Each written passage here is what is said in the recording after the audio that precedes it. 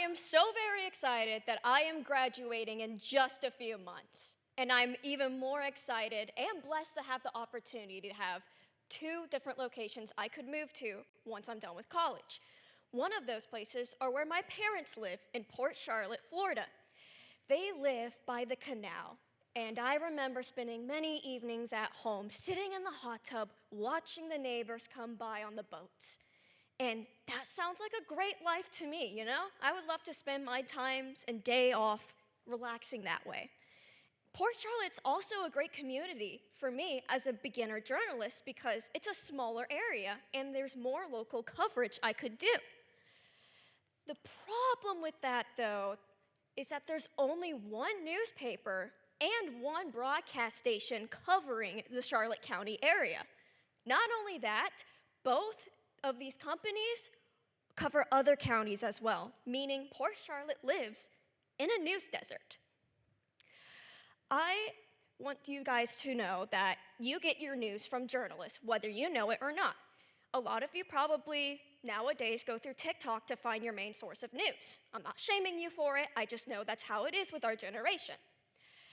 However, that is going to spread a lot of misinformation and disinformation, and this is all due to a dwindling resource of newspapers and broadcast stations shutting down, creating news deserts.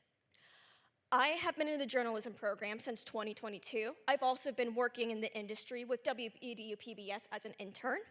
I interviewed an industry professional, and I made sure to research into the industry trends. And I have found that the United States has a severe news deserts problem. It is leading to a lot of misinformation being spread, distrust in the media, and we need to come together to support news stations.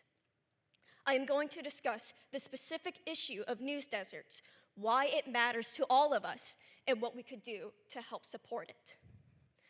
First, I want to define what news deserts are. The Hussman School of Journalism and Media, who has been researching news deserts for a few years now, defines it as, quote, a community that lacks either, whether it's rural or urban, and it lacks specific local news coverage that is credible and comprehensive that keeps democracy at the grassroots level. According to Alex Petrides from the IBIS World Industry Report, he showed that there is a steady decline in the newspaper industry. It has been happening since 2005, and this chart is showing 2012.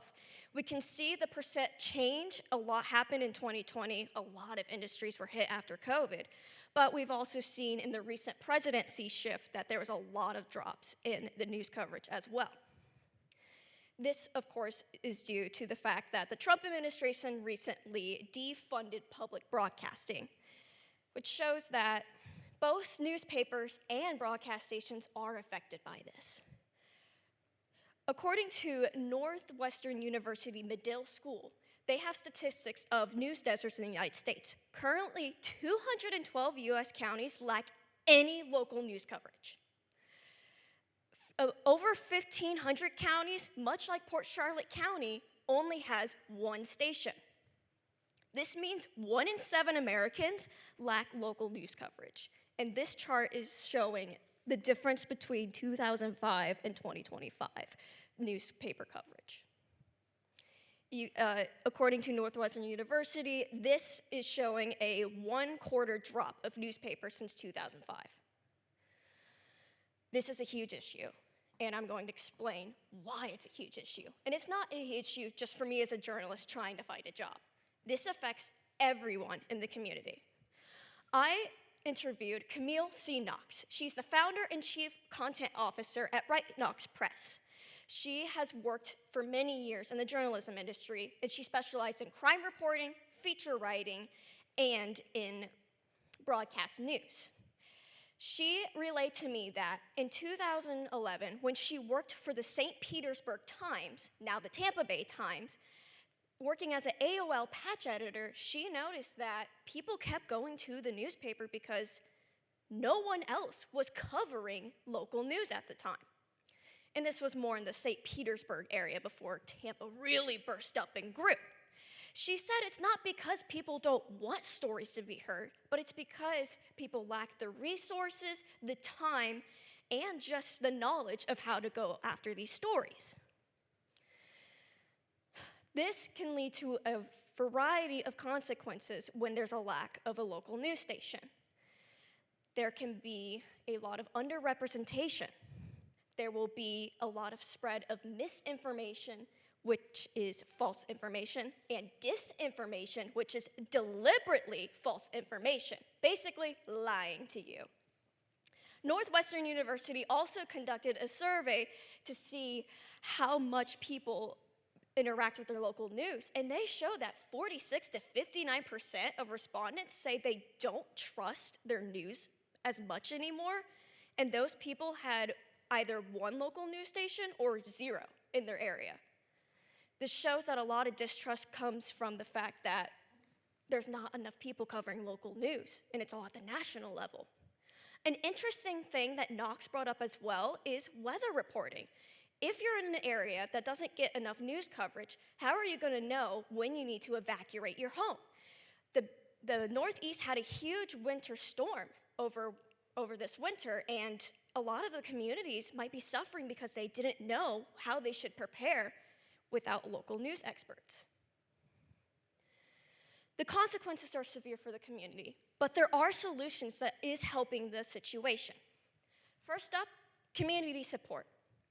Benjamin Mullen from the New York Times reports that even though public broadcasting has been defunded, none of the stations have yet to close their doors thanks to community support, fundraisers, and just people donating to the stations. I work in WDPBS, and I can say, thankfully, thanks to the community support, we don't have to worry about closing our doors anytime soon. But that's not it. This is a short-term solution. Economics change, the environment will change with the people around us, and we can't rely on the community for all the money. So, I would say petition to lawmakers, contact legislators, and tell them you do care about the spread of local news.